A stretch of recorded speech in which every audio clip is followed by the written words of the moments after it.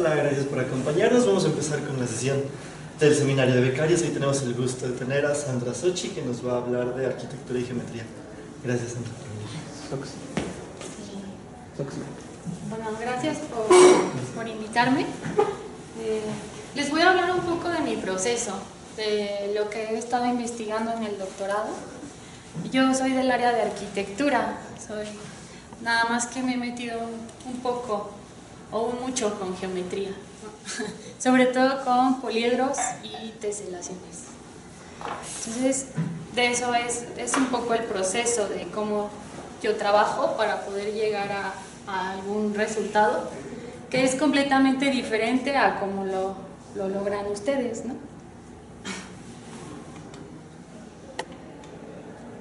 Entonces, este es un poco el proceso que he tenido que pasar, porque siendo ajena a esta área, la verdad hay conceptos y hay cosas que son muy difíciles de entender para mí. Entonces, primero, o sea, en el proceso tortuoso de todo el doctorado, fue el entendimiento y la comprensión. Ahorita les voy a poner, pues, qué tuve que entender y qué tuve que comprender para poder llegar a un análisis. Ya que entendí el proceso y lo logré comprender, sigue el análisis y la modelación. Cómo todo esto que pude lograr comprender lo voy a pasar a softwares que me van a ayudar a hacer modelos tridimensionales en una representación bidimensional, pero es para hacer renders y poderlos utilizar. Después de ese análisis y modelación viene una exploración de formas. ¿Para qué es una exploración de formas? En arquitectura se utiliza mucho primero aprendo bien cómo hacer las cosas y después rompo un poquito esa rigidez para poder lograr la forma de algún edificio o algún espacio habitable. Y después viene la aplicación y visualización espacial. Entonces, este proceso es el que les voy a ir mostrando con imágenes, y esto es como el estrés que me causaba entender, comprender, la paciencia que tuve que obtener a lo largo de este proceso hasta llegar a una idea, ¿no?, que me iba a generar esta aplicación. Entonces, para poder llegar a entender y comprender todo lo que estaba viendo, primero realicé un marco teórico. El marco teórico de una línea de tiempo. La línea de tiempo hice una línea de tiempo para matemáticas, una línea de tiempo para arquitectura, de las personas que han intervenido en los poliedros, que yo utilizo en mi marco teórico. O sea, hay muchas, pero yo las voy a utilizar en la investigación, desde la prehistoria hasta la actualidad. Aquí supongo que ya los conocen. Y cómo todas estas personas han intervenido a lo largo de la historia en el proceso del entendimiento y la utilización de los poliedros. Después, este mismo marco teórico e histórico es de arquitectura, y entonces vi que se inscribía el polígono de esta manera para que formara sus aristas iguales, y después lo que hice fue unir los vértices. Este sale, pues, de truncar al icosaedro, pero si truncaba el icosaedro no me salía regular, y de esta manera pues sí me salía regular. Y esa es la forma en cómo yo traté de entender y analizar, pues, la parte teórica que iba a utilizar para poder aplicarla más adelante. Por ejemplo, en los SNOP. En los SNOP nos fijamos en el cubo, pero en cada una de las caras la dividí en 7 partes. ¿Por qué lo hice? La verdad no sé por qué salió. Sí salió así. La verdad jugué mucho, ¿no?, hasta que me salió la división igual. no salió a la primera, me tardé mucho. Pero al dividir en 7, pues me inscribo un cuadrado que mida 4 por 4 unidades. Y es como si explotáramos la cara de cada uno del cubo, cada una de las caras en el cubo. Y ya que las exploto, las voy a rotar 16 grados. ¿Por qué 16 grados? No lo sé. Así salió. Así salió. Y ya que uní los vértices, pues salieron iguales. Salieron iguales los triángulos. Entonces, pues me formó el cubo Snow y lo forma regular, ¿no? El dodecaedro igual. El dodecaedro lo dividí en 2 partes e inscribí un pentágono en el otro pentágono. Ya que las tenía en cada una de las caras, lo roté 36 grados y después uní vértices y también me salía regular. Entonces, ese análisis me tardé un montón, pero salió. Yo creía que salían regulares. Después de este tipo de estudio, pues lo que hice fue modelarlo, o sea, pasarlo a un software, ¿no? Para poderlo utilizar en arquitectura. Y este es un proceso un poco largo porque hay figuras que dibujé a mano con escuadra, con geometría descriptiva, con las escuadras. Después lo pasé a AutoCAD. Después lo pasé a otro programa que se llama Blender. Después de Blender lo pasé a otro formato para poder imprimir las piezas en STL y que se puedan manipular y renderizar. Entonces, pues ya generé todas, hasta las de Johnson. Las de Johnson existen 92 poliedros, pero en mi caso solo utilicé a la pirámide cuadrada y al girobiprisma. Esto es un compuesto de los sólidos arquimedianos que pues, se utilizan mucho en cúpulas, de hecho, para hacer cúpulas en arquitectura. Pero este y este en mi investigación van a ser importantes. Y después, en ese mismo análisis, pues ya saqué todas las características de los poliedros, hasta saqué el medial del medial, o sea, operaciones que ya son como dobles, poliedro medial del octaedro, pues salió del octaedro truncado, y el truncado del truncado, y salían formas bastante interesantes que pues, se pueden utilizar en la configuración de formas en una metodología de arquitectura. Es que en arquitectura, pues les platico, ¿no? Es todo un proceso para llegar al resultado final. Entonces uno empieza con alguna forma y esa forma se va a ir como transformando hasta llegar al resultado final.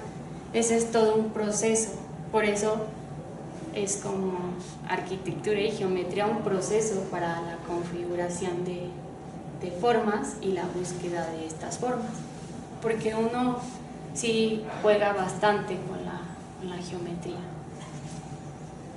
Después, es que aquí no se alcanza a ver, pero también se generó el método de perspectiva modular, que es de mi tutor, y con este método pues se utiliza geometría proyectiva. Entonces se hizo este ejercicio con todos los poliedros y ya que lo tenía modelado en los programas, la verdad lo llevé a inteligencia artificial y me generó este tipo de configuraciones con base en mi diseño. O sea, yo lo hice y solo lo mejoró.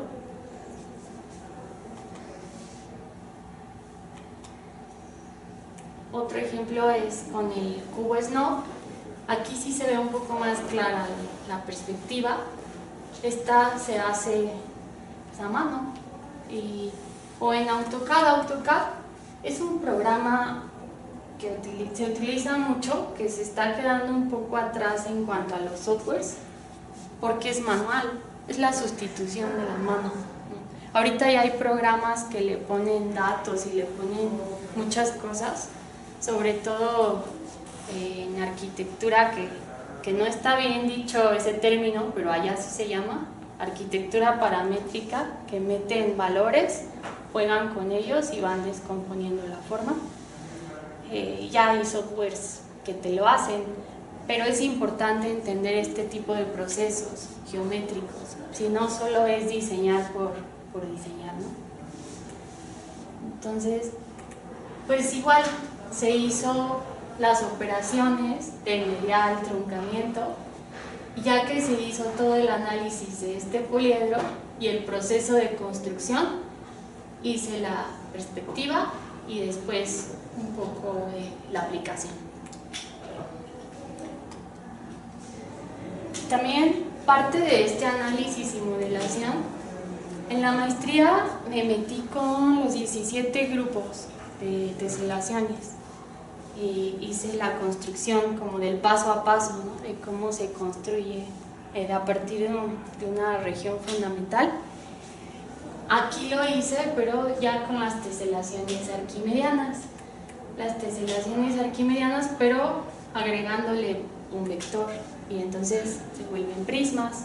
Por eso les dije que en la investigación solo utilicé ciertos prismas, los que voy a usar para las teselaciones arquimedianas.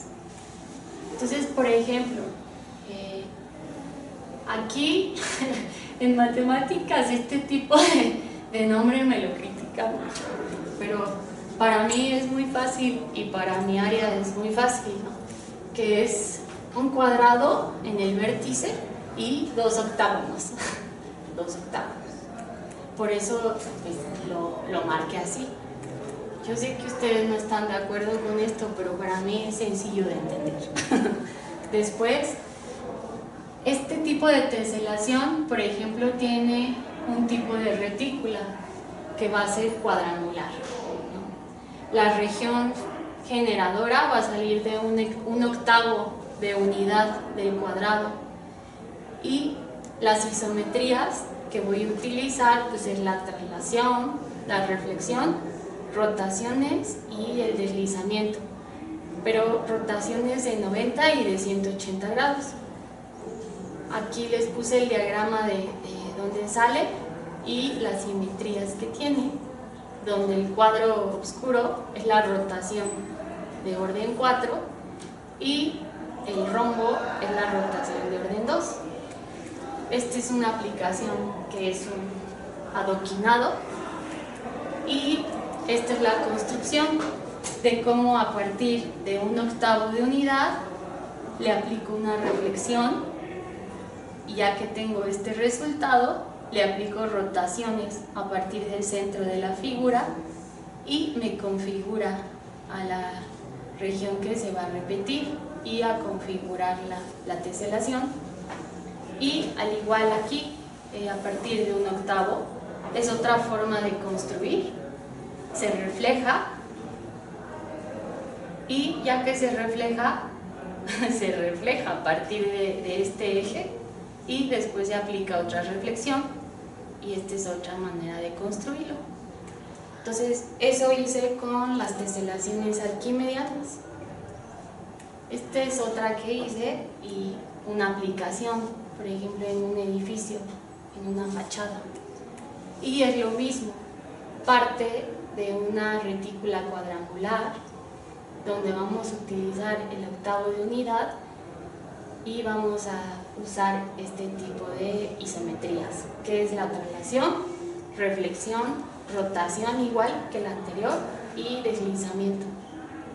Entonces, a partir del octavo de unidad, pero ahora configurado en esta esquina, reflejo, y ya que reflejo, pues roto a 90 grados a partir del centro y me configura la celda que se va a repetir a partir de la región fundamental.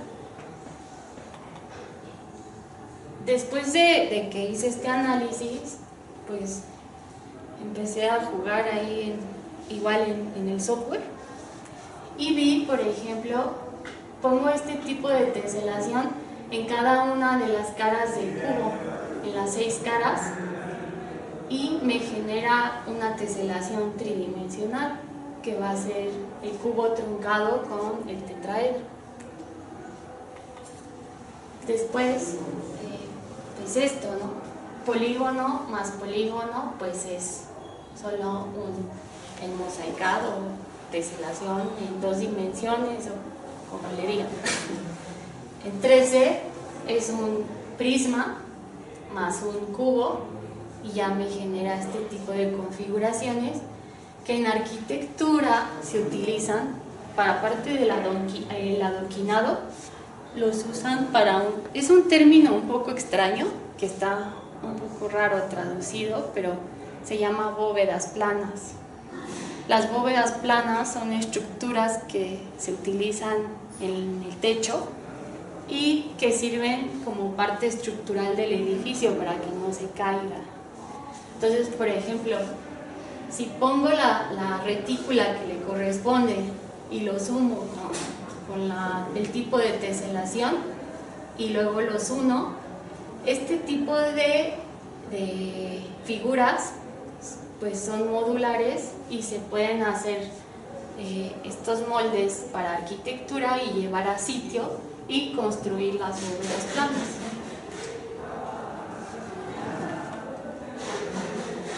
Bueno, este solo es un diagrama rápido de las teselaciones. Por ejemplo, esta que está configurada por triángulos y hexágonos, si le agrego un vector, pues se vuelve un prisma hexagonal y prisma triangular. Y son los que voy a utilizar en la investigación. Bueno, los que utilicé.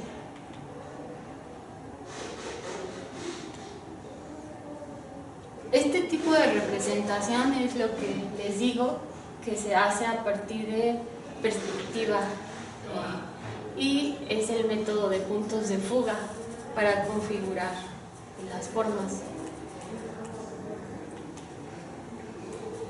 Después, en la exploración de formas,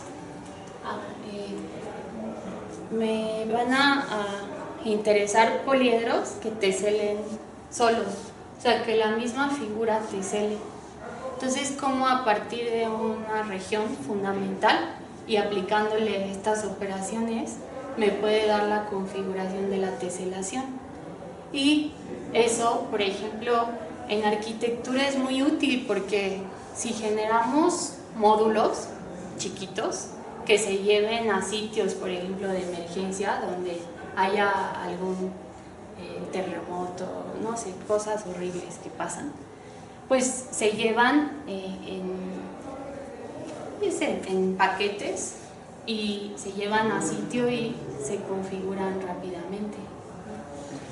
Entonces, en caso del octaedro truncado, pues puse las operaciones, como a partir de un prisma triangular voy a unirlo a partir de la mitad, no, de hecho no es la mitad, es como un tercio de cada uno de los vértices adyacentes, ¿sí es correcto? No sé. Y a partir de ahí le aplico una reflexión. Si le aplico una reflexión, en el cubo se va a inscribir el hexágono. Y este hexágono, con el cubo, lo roto 90 grados a partir de este eje central. Después lo vuelvo a rotar 90 grados y después lo vuelvo a rotar. Ya que tengo esta configuración, le aplico una reflexión sobre el plano horizontal y me configura al octaedro truncado, que ya después solo voy a trasladar y en medio se inscribe la misma figura. Este también es el caso del girobiprisma o girobifastigium que les dije de los sólidos de Johnson, y este, por ejemplo, pasa lo mismo, se aplica una reflexión para configurar al prisma triangular. Después otra reflexión, y ya que lo tengo sobre un plano horizontal, reflejo. Pero si lo reflejo, pues es la copia, ¿no?, del prisma, tal cual. Pero a al que reflejé, le voy a aplicar una rotación de 90 grados a partir del eje central, y entonces se configura el giro biprisma y después traslado. Pero si sigo trasladando, los huecos de aquí ya no me van a permitir, entonces tengo que rotar la figura 90 grados, y en la figura que roté van a entrar en estos huecos, que son estos, y se configura la teselación de giro biprisma. Esto en arquitectura se utiliza mucho porque la estructura más estable hasta el momento es el triángulo en estructuras, y esto se parece mucho a la trililosa. La trililosa es la estructura que carga casi todos los edificios. Ahora, ya que hice toda esta exploración y estudio de estas formas, pues sigue la aplicación. ¿Cómo estas las voy a aplicar en arquitectura? Y lo primero que hice fue, por ejemplo, a partir de un cubo se genera la teselación del mismo cubo. Es la única teselación regular. Entonces se configuran 8 cubos. Después tomo uno de los cubos y lo saco y lo pego donde quiera, siempre y cuando peguen cara con cara. Entonces aquí no hay regla de teselación, de que los voy a pegar por medio de traslaciones. Aquí solo los pego cara con cara.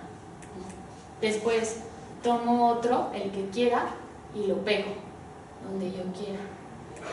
Después tomo otro y lo pego hacia arriba. Y después tomo otro y lo pego. Y esto lo pueden hacer las veces que quieran, ¿no? Pero este tipo de configuraciones me puede llegar a generar ese tipo de configuraciones en arquitectura.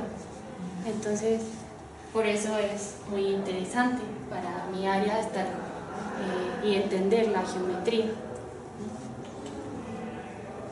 Después viene otra, que es la regla de pegado. Por ejemplo, tengo un cubo y adentro del cubo inscribo a prismas rectangulares y a otro cubito, ¿no?, en donde yo quiera. Pero aquí la característica es que si al momento de extraerlos tengo que trasladarlos a la cara opuesta, y por medio, aquí se aplica la traslación. Entonces el elemento A lo saco, lo extraigo, y ya que lo extraigo lo pego en la cara opuesta, alineado pero en la cara opuesta. Después el elemento B igual lo extraigo y lo pego en la cara opuesta, y después hago lo mismo con el C, con el elemento C lo extraigo y lo pego, y me genera este tipo de configuraciones, que estas, si las traslado, pues sí teselan.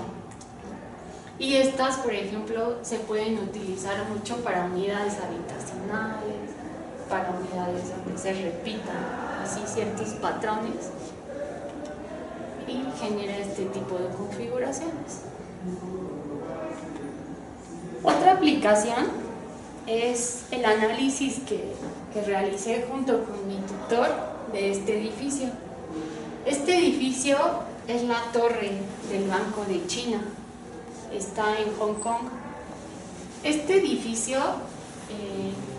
lo hizo un arquitecto que era bien buenazo, se llama Pei, y él fue el que hizo la pirámide de Louvre.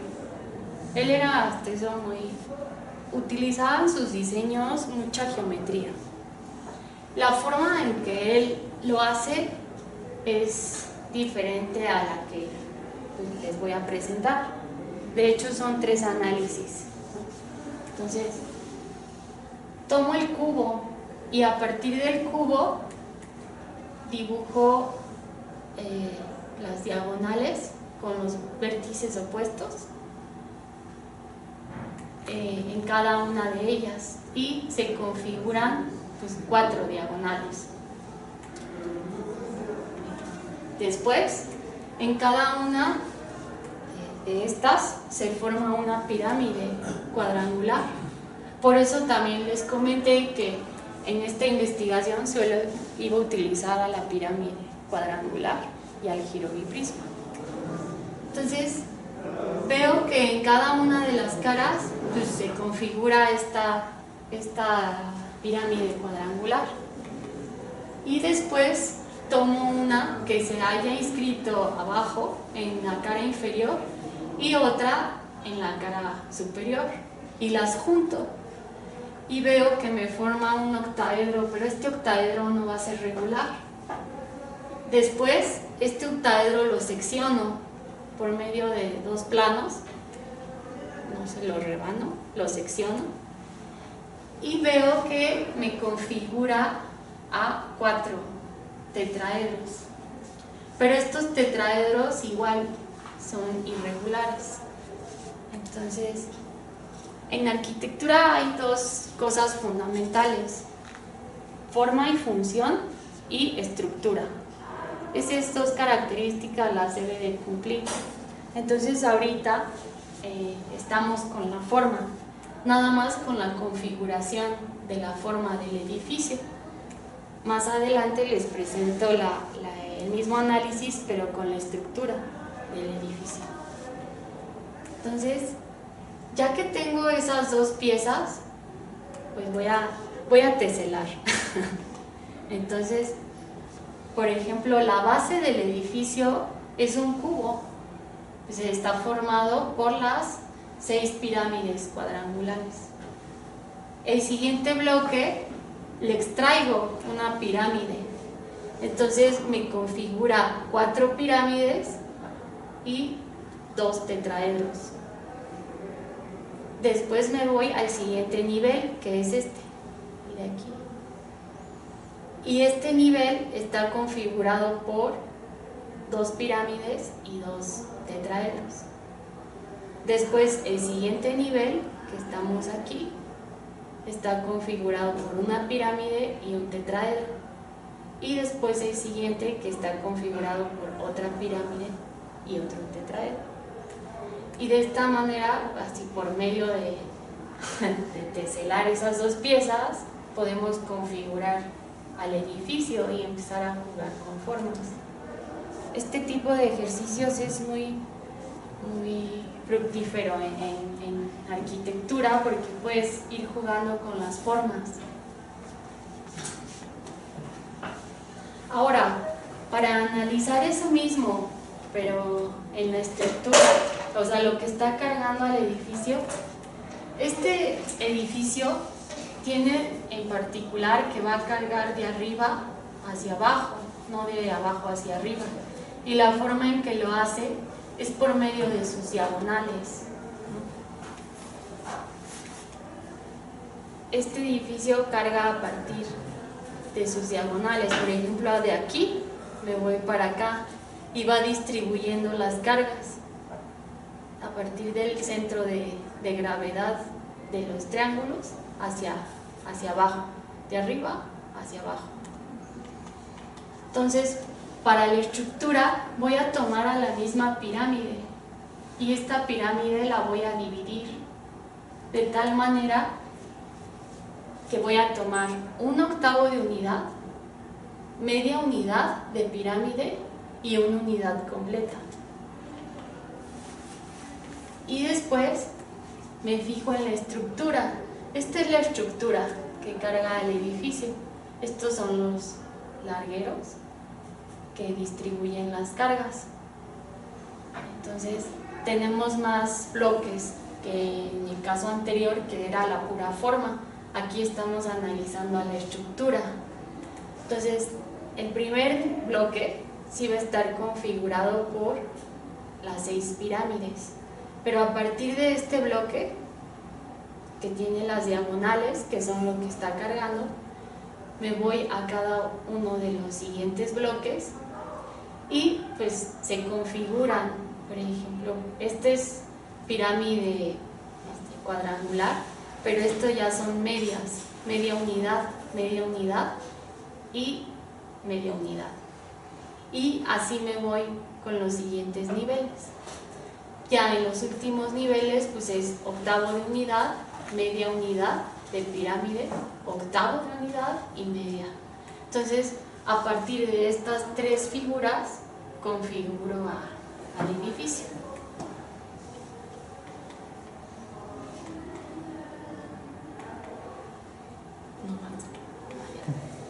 Otro análisis que se hizo del mismo edificio, y justo es el que hace el arquitecto Pei para hacer este diseño, es a partir de prismas, pero estos prismas, no sé cómo lo llaman ustedes, pero son prismas cuadrangulares que voy a seccionar en diagonal. Entonces, tengo la base, tengo el bloque 1 que está conformado por el cubo y la pirámide. Pero esta pirámide, en cada una de sus caras, voy a hacer una rotación con un tipo de prisma que se haya configurado. Por ejemplo, en el siguiente bloque está configurado por este prisma. El siguiente bloque está configurado por las pirámides cuadrangulares y los tetraedros que forman al siguiente prisma. En el siguiente bloque, que es la parte de atrás, está configurada igual por tetraedros y pirámides, pero que van a verse en la cara de atrás. Y la siguiente, pues ya al momento de colocar estas configuraciones en cada una de las caras, me forma al edificio, que es esto. Este es el primer bloque, el segundo, el tercero y el cuarto. Los 4 pues, se basan igual en estas 2 figuras, pero lo que voy a hacer para configurarlo es únicamente ir colocando los prismas que me hayan resultado a partir de la pirámide del primer bloque. Y el siguiente análisis, este análisis le llamo sustracción, ¿no? Entonces, tengo a las 6 pirámides que se apilan una encima de la otra, ¿no? Entonces, lo que voy a hacer es extraerlas. Entonces, primero voy a extraer a las pirámides y me queda esta forma que no se parece al edificio, pero después voy a quitar a los tetraedros, los extraigo y ya me queda la forma del edificio. Entonces, esa fue la manera como analicé esta torre. También esto se hizo con el ejercicio de perspectiva modular.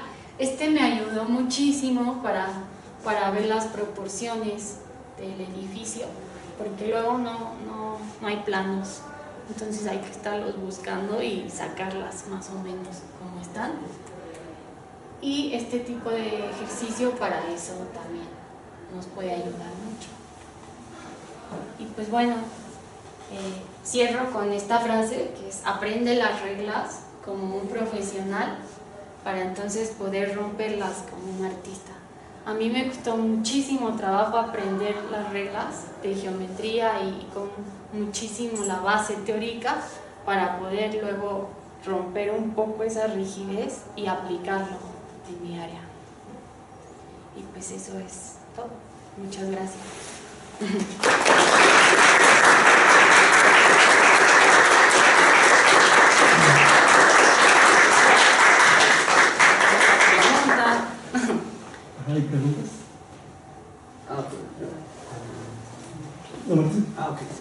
o sea, bueno, es que viste el ejemplo de la tritilosa, ¿no?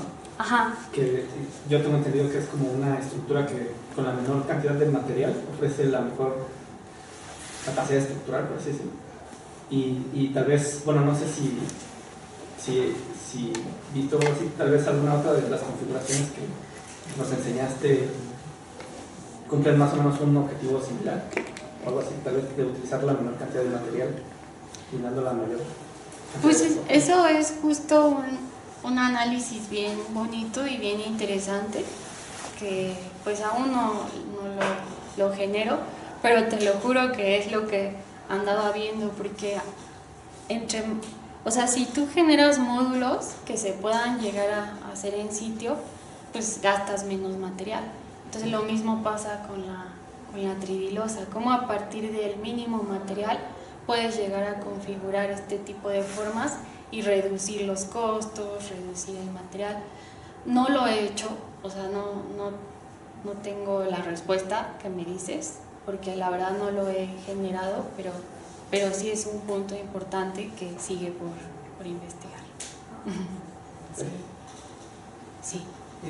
Para generar las renderizaciones que hizo para, los dibujos que utilizó ahorita, ¿qué programa utiliza? Porque mencionaba al principio que utilizaba Blender para hacer algunos renderizados y concuerdo, por una parte sí he visto que se pueden hacer como esas figuras tridimensionales facilitas, pero no sé, creo que hay como software más matemático, o sea, no sé. Pues yo utilicé lo que pude y lo que sé. Entonces, Blender ya tiene cargados todos los poliedros. Si tú los quieres sacar, te los da, ¿no? Y hasta los pasas al formato y te los imprime. Pero aquí era importante el proceso. Yo quería entender cómo se configuraban y entender los ángulos y entender, pues mucho lo saqué por medio de intersecciones, ¿no? De puntos, no sé cómo sea eso, pero lo saqué. El chiste es que en mi caso lo primero que utilicé fue la manopla y las escuadras, y después lo pasé a AutoCAD. AutoCAD, les digo que es un programa que sustituye a la mano. Antes los arquitectos hacían todo a mano, después un ingeniero generó AutoCAD maravillosamente y ha sido la herramienta de arquitectura, ¿no? Nada más que eso lo haces súper manual, y ya que lo haces manual lo exportas a Blender, pero si no están, por ejemplo, bien cerradas las líneas, no te genera nada, ¿no? O sea, hay que tener súper cerrado todo, tenerlo en Maya. También Blender tiene característica que puede utilizar lenguaje, ¿no? De Python, creo. Ya también por medio de ahí se generan. Pues no sé si más difícil, para mí es muchísimo más difícil, pero para ustedes no. Ya después de Blender también llegué a utilizar un programa que es prácticamente dibujo, y para que en arquitectura empiecen a entender. Vivimos en 3D y no entienden 3D en arquitectura. Entonces SketchUp es un programa igual de dibujo, donde puedes utilizar este tipo de formas y los vas uniendo. Entonces utilicé un chorro de programas para poder generar mis gráficos. Ya después que estaban, para que se vieran bonitos, pues los maquillas, ¿no? En Photoshop, Illustrator y todo eso. Pero para generarlos no utilicé lenguajes como ustedes, lo hice meramente a mano y como en proceso. Y de software matemático, ¿tú conoces softwares más matemáticos? Maya tiene el lenguaje para Python. En Maya se generan cosas preciosas. Y ustedes lo pueden utilizar metiéndole estos parámetros. Blender también lo pueden utilizar para el lenguaje de Python. Y pues el que usa, ¿no? ¿Cómo? GeoGebra. Sí. ¿Hay más preguntas? Yo tengo una. Sí. Estas cuentas, bueno, estos cálculos que haces para los dibujitos bonitos de que decías, lo cortaba una séptima parte y lo llegaba a 16 grados. ¿Lo hiciste así de prueba y error hasta que saliste? Okay. Sí. Y sabes, bueno, no sé si hay algo matemáticamente ya formal que lo pruebe. Ana Pau. Ah, sí. Ana Pau. Ella lo probó. Sí. Pero es de lo de caedro que hizo. Lo de caedro truncado, ese lo vi. Lo demás, no te lo aseguro. Pero qué bonito. Oye, pero por ejemplo en la plática anterior me dijeron, ¿cómo sacaste 16 grados? No sé, El cuadrado. Ajá. Sí. Les dije, no sé. O sea, la verdad no sé. Y me hicieron dudar y llegué a AutoCAD y lo comprobé y sí son 16 grados. Sí, me parece sorprendente. O sea, lo que yo quería es que fueran regulares, porque luego los triángulos no salen regulares. Y por ejemplo, si en algún tipo de sólido platónico le aplicas medial o truncamiento, no salen regulares. Y pues yo soy un poco obsesiva con que salga todo y que mida todo lo mismo, pues no salían. Entonces por eso empecé a hacerlo a mi manera, como le entendía. Está padrísimo. Sí. Entonces, perdóname, la única que tiene esa respuesta es ella. No, ella también. Bueno, ¿Eh? es que lo del grupo de geometría moderna se lo dejamos de tarea en alguno. Ah, O no lo decimos, ya no bueno. Bueno, debería saber la respuesta ya. Ah, yo tenía una pregunta. ¿De tu página que habías hecho, sigue en pie o...? es que apenas la estoy Ah, construyendo. bueno. O sea, lo que hicimos, Exacto. pero ya lo dejé, lo tengo un poco congelado. Es esto. Que como se pasaron a Blender todos los poliedros, están en un formato especial. De hecho, deben de estar en STL para poder ser. Esa es la página donde estoy generándolos y pues ya realidad aumentada. Pero hasta ahorita, hasta ahí voy. La verdad voy muy lento, pero seguro. Entonces, se está generando justo esa página donde se pueden ver modelados los poliedros y los puedes girar. Quiero hacer un libro interactivo, pero todavía está en proyecto. ¿Ya hay más preguntas? Le agradecemos entonces de nuevo a Sandra, por favor.